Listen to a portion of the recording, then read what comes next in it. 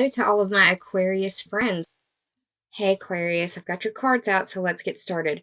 The card that popped out while I was shuffling is the Page of Pentacles, so you may be starting off the second half of this month feeling like you are focusing on your money, your resources, or the things that you would expend on another human being, living thing, or situation.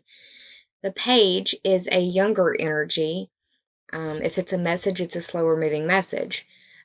By young energy, I mean very late teens, like 17, 18, 19, into very early, very early 20s. Like I'd say 23, 24 at the latest. But yeah, this could also represent, the Pentacles represent Earth sign energy. The Earth signs are Taurus, Virgo, and Capricorn, and we are having a full moon at 22 degrees of Taurus, and that's occurring in your home and family sector. So home may be important to you at this time, family may be important to you at this time. If that isn't resonant, then it may be your roots or your foundation. Now let's get started. The first card that I drew for you, and this represents the present situation, this is the Two of Swords upright. The Two of Swords, look at this little moon back here in the back. It's kind of like repeating the theme of the Page of Pentacles, if you will, by showing up as a little moon. I see this as past the full moon, and I see this as the full moon right here. And it's going to be a super moon, like the biggest in 70 years. So get outside and enjoy it while you can. You've had 2 different videos giving you a heads up to it. So go out there and bask in those lunar beams. They will be strong. But this Two of Swords represents a decision. Something that needs to be made. It's a decision between heart and mind, or emotions and mind, because of the water in the background. The swords represent air sign energies and the mental faculties for me. The air signs are Gemini, Libra, and you, Aquarius. The number 2 in this card represents the second house. The second house is the house of your values. It's the house of your possessions, your money, your earning ability, your self-esteem, and it's also ruled by Taurus. So the second house is ruled by Taurus. So this could be a situation where you're rethinking the financial aspects of your home or something to that effect. Also, I mean, relationships could be considered a possession because you refer to it as mine, my boyfriend, my girlfriend, my husband, my fiance, my partner. You get what I'm going with? With the blindfold on, it seems like you need to follow your gut more than your mind.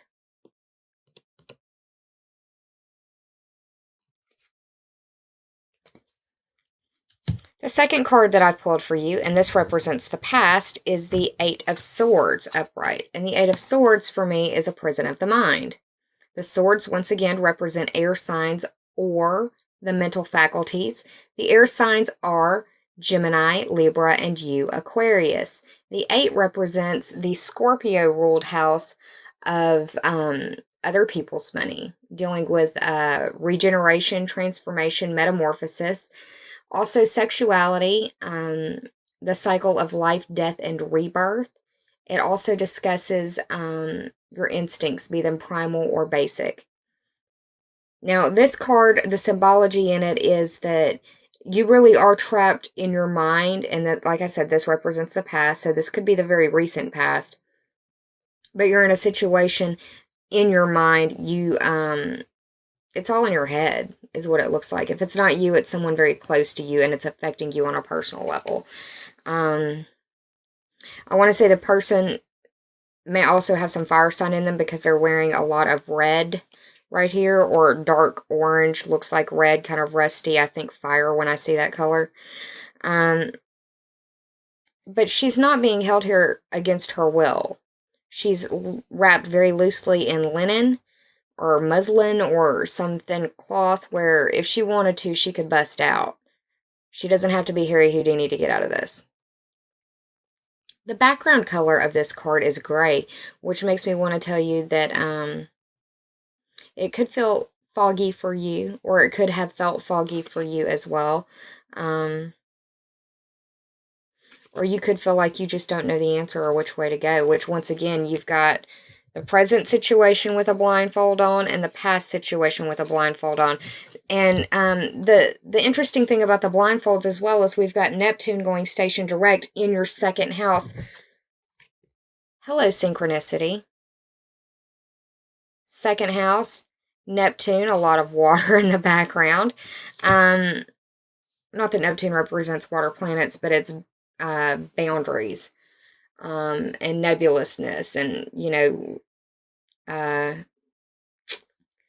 but it's like this Neptune going station direct is going to help you figure out your values, your self-esteem, your possessions, your earning ability is what it's looking like.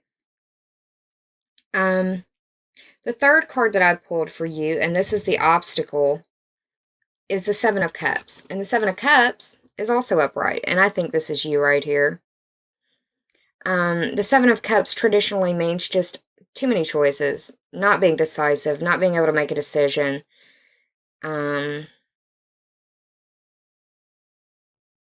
Also putting or counting your chickens before your eggs hatch, and putting all of your eggs into one basket as well, because it's not grounded. All of this could just go poof and it would evaporate. It's also a be careful what you wish, it's a be careful what you wish for card as well. The 7 represents the Libra ruled house of your partnerships and how you identify who you are through your relationships with others. It also speaks to open enemies. Open enemies is someone who you would testify against in open court.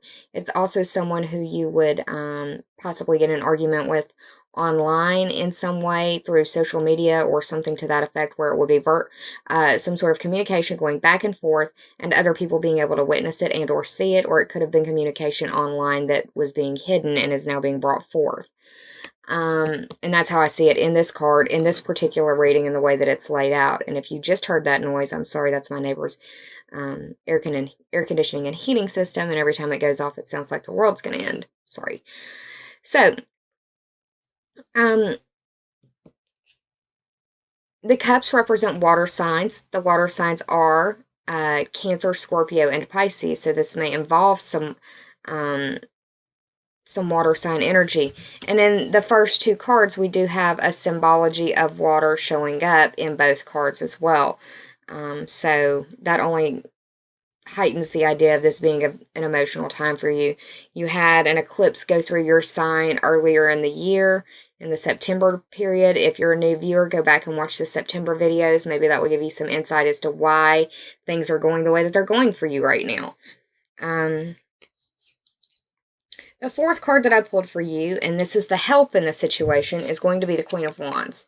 Now, the Queen of Wands is representative of fire sign energy. The fire signs are Aries, Leo, and Sagittarius. Now, you don't necessarily have to have this energy in you, but it's just representative of what the fire signs are. If you want to embody a fire sign, the best way to adopt that mentality would be to be courageous, brave, impetuous, a little forceful. It's kind of look before you leap sort of energy, if you will. I really think of Leo when I see her because of the sunflower right here. The sunflower is predominant on the Major Arcana Sun card, which is representative of Leo, and also with the feline energy down here, the lions on her throne. It just feels very Leo. Doesn't have to be, but just feels it. The Leos are known for being royal, and you could be dealing with someone, or you may be needing to adopt the mentality or the attitude of royalty. You also need to embrace your ego. And that's not something you would normally hear me say, but sometimes that has to happen.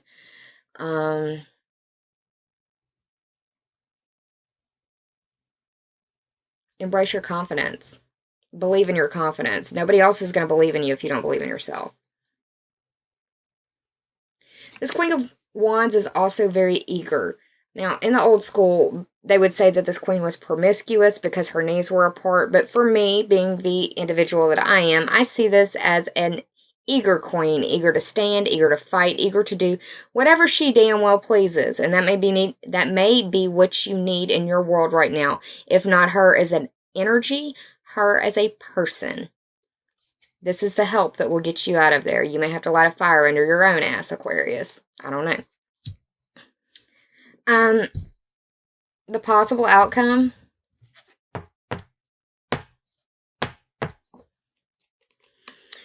is the Three of Swords upright, and it looks bad, don't it? I mean, nobody wants to see a heart with swords piercing through it. It looks like heartache. It looks like grief. It looks like sadness. The clouds in the background are silver. It makes me want to tell you that there's silver lining in the situation, but that you're gonna have to dig for it. And that because it's in the upright, it feels like you have a part in this to play somehow, Aquarius. That this isn't something that just happened to you. This was something that you participated in. And that could be for just one individual, but that's how I'm feeling on the certain vibes that I'm getting from this reading. Swords, there's a lot of mind energy going on. And I feel like it's, you know, a passionate decision, an emotional decision that needs to be made between your mind and your heart. And I feel like you really already know which way you want to go. You may not be admitting it to yourself, and that may be why those blindfolds are still on. But I think you already know which way you want to go. This could be a love situation involving 3 different individuals. Now,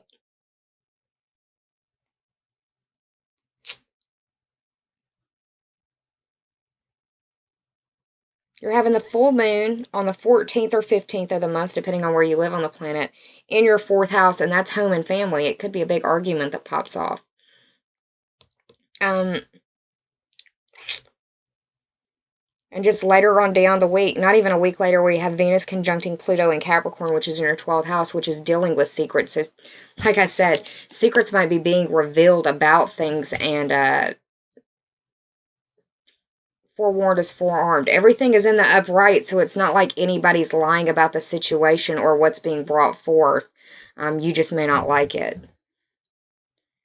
The 3 in the Three of Swords represents communication, and that's how you speak, how people interpret you, how you interpret others. It's how you think. It's how you digest information. It's short distance journeys. It's your siblings, your cousins, and your neighbors. And that's a Gemini ruled house. That may be important as well. So the underlying theme or the overarching energy that I received for you is the World card. And the World card is the 21st card of the major arcana. 2 plus 1 is 3.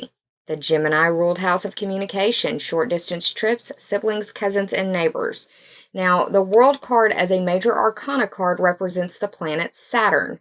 Saturn is a planet that is symbolic of restriction and containment and limitation. It's the structure that holds up a building or your body, so the bones of something. And Saturn, the thing about Saturn is that if you've got something built up that is built wrong or has grown wrong, Saturn can come in and break that to where you have to rebuild it. I see the World card also as the World Wide Web because of the 4 corners of this card. It's something that I think of instantaneously when I see this card. You may feel free after all of this comes out. You may feel liberated and you may feel peaceful. After whatever it is that needs to come out, comes out. Like I said, there was an Aquarius eclipse back in August, September. I can't remember. I've done so many of these videos. This channel is just about to turn 6 months old, and I've done like over 200 videos. So you can see how the information would get a little muddled in my old brain here. But yeah, you may feel very, very liberated by what has gone on, what is going on, and the like. There you go, little. She's jealous and mad, pouting. I did the tarot total for this spread. We had the 8 of Swords, the 2 of Swords, the 3 of Swords, the 7 of Cups, and the World for 21. That added up to 41. 4 plus 1 is 5, and that speaks to the Leo ruled house of your creations. It's your creative pursuits, your creative endeavors, your creative ideas. It's your children. It's falling in love, romance, dating. It's those butterflies in your stomach. It's where your babies are made. It's the house of your social life and your pleasure. So, and it's funny that I spoke a lot about Leo with her, huh? Yeah, just the synchronicity of it all, y'all. That's why she showed up, I believe. Could be that you need to adopt her energy too, but you know. So I also pulled 2 cards for you from the Journey of Love deck by Elena Fairchild and some other collaborative artists. The first card that I pulled for you is Knowing Without Knowing. This is the 41st card. It's funny that this totaled up to 41 and this is the 41st card. The number 5 is going to be important to you, or the symbology of the number 5 may be important to you. You may want to look up what numerology means for number 5 for you. For me, the way that I read it is the astrological house, and that's the house of Leo. That's the house of your creation, your pleasure, your social life, your children, falling in love, and dating. For the Knowing Without Knowing card, this is a card of intuition. It's a card of being guided in your communication, kind of like saying things and not even knowing where they came from. You need to pay close attention to the synchronicities, the coincidences, the dreams that you're having, the symbols that you're seeing, the intuitive prompts that you're receiving. Acknowledge them. Give them some space in your mind. Give them some space in your heart. This is an invitation to open up your higher mind, and this is also an indication of possible former connections in your world coming back. And if it's not that, then the connections that you have now are somehow karmically tied. And each of these cards, like I told you, has a poem that's associated with it, and I want to read you the poem by Richard Cohn. It's for the Knowing Without Knowing card. It reads, "A coming together, a blending of one, where understanding spans the space between and separation disappears to form anew."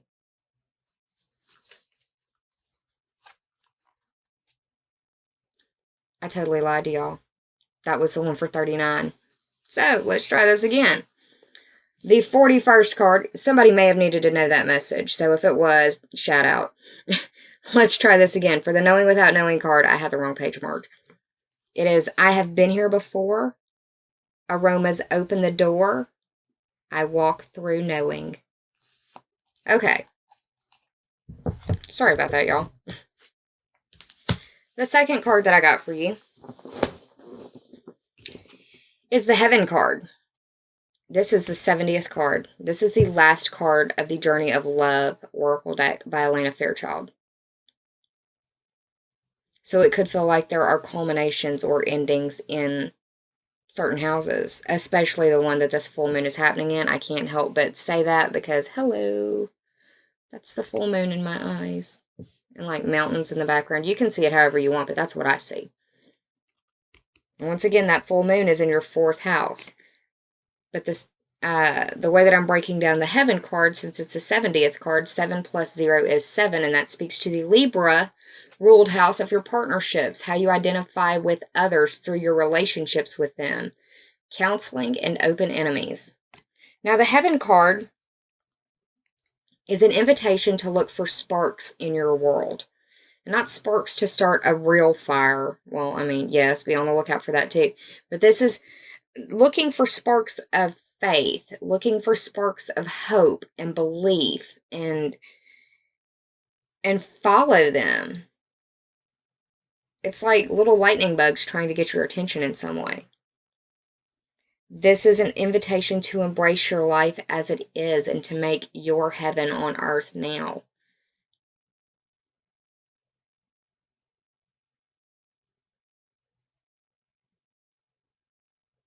Remember, we're supposed to be, not only learning, but enjoying life too, right?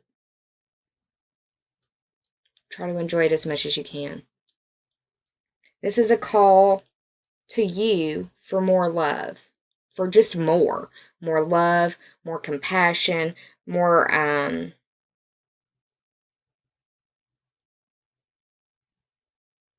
integrity, like for yourself, but more love and compassion for others and for humanity. Could be feeling very spiritual.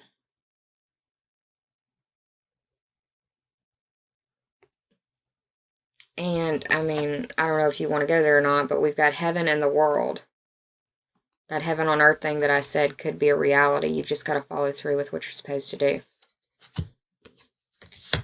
Well, Aquarius, Zoe hopes you enjoyed this. I hope you enjoyed this. If you did, I'm glad. Please like, share, and subscribe. And if you already have, thank you so much from the bottom of my very grateful heart. Zoe thanks you too.